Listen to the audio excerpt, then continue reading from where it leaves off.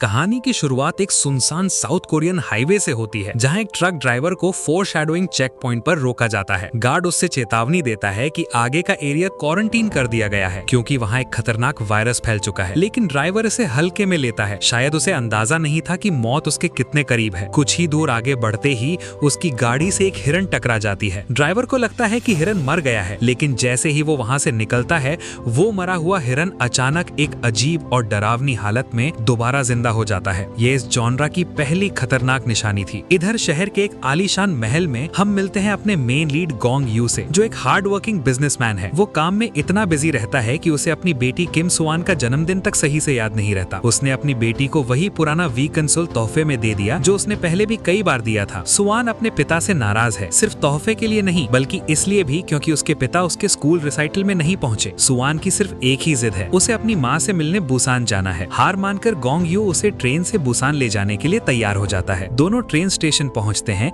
और ट्रेन में सवार होते हैं। ट्रेन में हर तरह के लोग हैं, एक शाय बेसबॉल बॉय और उसकी एनर्जेटिक गर्लफ्रेंड, दो बुजुर्ग बहनें, एक अकड़ू बिजनेस गाय और एक बहुत ही कूल दिखने वाला शख्स मा दोंग सॉक अपनी प्रेग्नेंट पत्नी के साथ। लेकिन इसी भीड़ में एक ऐसी लड़की भी ट्रेन पर चढ़ जाती है जो सीक्रेटली इन्फेक्टेड है। जैसे ही ट्रेन स्टेशन छोड़ती है, वो लड़की एक पैसेंजर को काट लेती है और देखते ही देखते पूरी ट्रेन में खूनी खेल शुरू हो जाता है। लोग अपनी जान बचाने के लिए इधर उधर भाग रहे हैं, दरवाजे बंद कर रहे हैं, लेकिन उन्हें अभी तक अंदाजा नहीं है कि ये वायरस कितनी तेजी से उन्हें मौत के मुंह में धकेल रहा है। ट्रेन के अंदर अफरा तफरी मच चुकी है। गोंग यू और बाकी पैसेंजर्स को जल्दी ही समझ आता है कि ये ज़ॉम्बीज़ कोई मामूली बीमार लोग नहीं है। तभी एक शॉकिंग डिस्कवरी होती है, ये ज़ॉम्बी स्लाइडिंग डोर्स नहीं खोल सकते। गोंग यू ध्यान देता है कि अगर दरवाजे के कांच को गीले अखबार से ढक दिया जाए तो ज़ॉम्बीज़ उन्हें देख नहीं पाते और उनका पीछा छोड़ देते हैं। लेकिन खतरा सिर्फ ट्रेन के अंदर नहीं, बाहर भी है। ट्रेन के पीए सिस्टम पर कंडक्टर सभी को शांत रहने के लिए कहता है, ये झूठ बोलते हुए कि मिलिट्री उनका इंतजार कर रही है और सब ठीक हो जाएगा। लेकिन टीवी पर दिखाई देने वाली खबरें और लोगों के स्मार्टफोन्स पर आ रहे मैसेजेस कुछ और ही दास्तान बयान कर रहे हैं। पूरा साउथ कोरिया इस वायरस की चपेट में है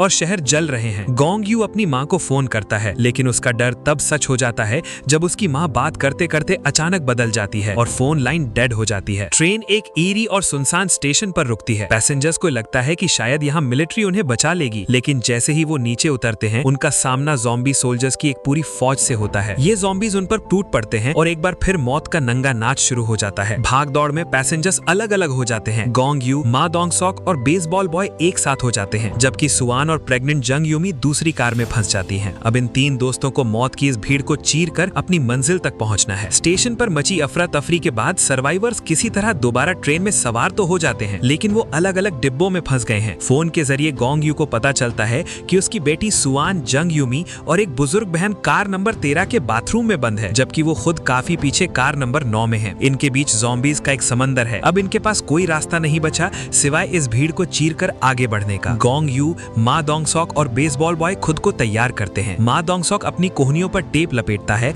और ये ट्रियो एक सुसाइड मिशन पर निकल पड़ता है। इनकी ताकत और ज़ॉम्बीज़ की अंधी भूख के बीच एक भयंकर जंग शुरू होती है। वो एक एक करके कार्स को क्लियर करते हैं, कभी डंडा चलाकर तो कभी अपनी ताकत के दम पर। लेकिन वक्त उनके खिलाफ है, क्योंकि जैसे ही वो अंधेरी टनल में पहुंचते हैं, उन्हें ज़ॉम्बीज़ की एक और कमजोरी का पता चलता है, ये शैतान अंधेरे में देख नहीं सकते। इसी बीच ट्रेन के अगले हिस्से में बैठे लोग, जिन्हें एसहोल बिजनेस गाय लीड कर रहा है, डर के मारे इतने अंधे हो चुके हैं कि वो बाकी सर्वाइवर्स की मदद करने के बजाय अपने ही बचने के रास्ते खोजने लगते हैं। गोंग यू और उसकी टीम कार नंबर 13 तक पहुंच तो जाती है और सुआन को बचा भी लेती है, लेकिन असली चुनौती अब शुरू होने वाली है। उन्हें कार नंबर 15 तक पहुंचना है, जहां बाकी सर्वाइवर्स हैं, पर वहां का दरवाजा अंदर से लॉक कर दिया गया है। मा दोंग सॉक पीछे से ज़ॉम्बीज़ को रोक रहा है, पर कब तक? तभी एक जोरदार झटका लगता है। मा दोंग सॉक का हाथ एक ज़ॉम्बी के कब्जे में आ जाता है। कार नंबर 15 का दरवाजा अंदर से लॉक है, क्योंकि एसोल बिजनेस गाय ने सबको डर कुचा दिया है कि बाहर वाले लोग शायद इन्फेक्टेड हैं। मा दोंग सॉक पीछे अकेले दर्जनों ज़ॉम्बीज़ को रोक रहा है, लेकिन उसके हाथ पर गहरा जख्म हो चुका है। अपनी मौत को सामने देखकर भी वो हिम्मत नहीं हारता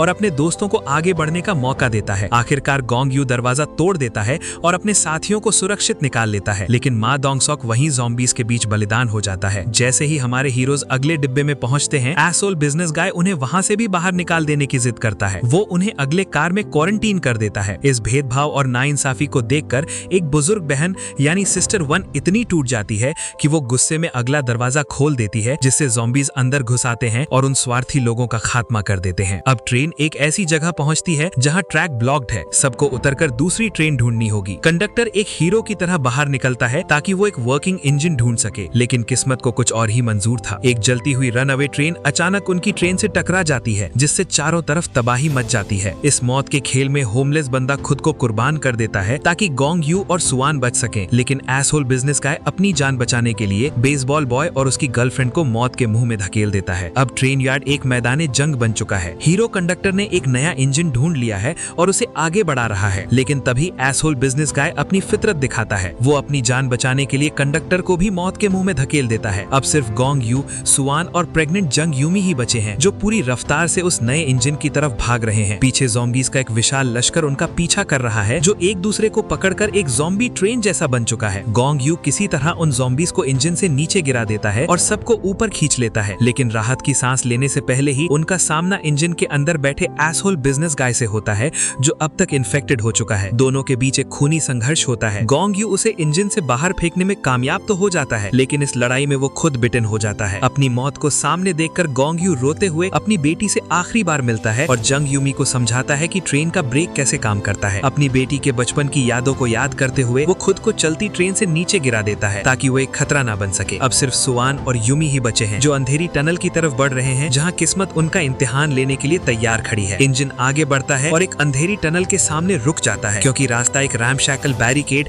आग और लाशों से भरा हुआ है। जंग यूमी और नन्ही सुआन के पास अब कोई रास्ता नहीं बचा। उन्हें इस खौफनाक टनल को पैदल ही पार करना होगा, जहाँ हर कदम पर मौत का डर है। दूसरी तरफ टनल के बाहर मिलिट्री के सोल्जर्स तैयार खड़े हैं, जिन्हें धूप में सिर्फ 2 साए नजर आ रहे हैं। ज़ॉम्बीज़ के डर से सोल्जर्स को ऊपर से ऑर्डर मिलता है कि उन सायों पर गोली चला दी जाए, लेकिन तभी सन्नाटे को चीरते हुए एक मासूम आवाज गूंजती है। सुआन वही गाना गाने लगती है जो उसने स्कूल रिसाइटल के लिए तैयार किया था, वही गाना जो उसके पिता सुन नहीं पाए थे। उस गाने की करुण धुन सुनकर सोल्जर्स को समझ आ जाता है कि ये ज़ॉम्बीज़ नहीं बल्कि इंसान हैं। सोल्जर्स तुरंत आगे बढ़कर उन्हें बचा लेते हैं। एक पिता के बलिदान और बेटी की हिम्मत ने मौत के सफर को एक भावुक मोड़ पर खत्म किया। बुसान पहुंचने की ये जंग खत्म हो चुकी थी, लेकिन इसकी कीमत बहुत भारी थी। क्या इंसानियत इस वायरस से जीत पाएगी? ये सवाल अब भी हवा में है।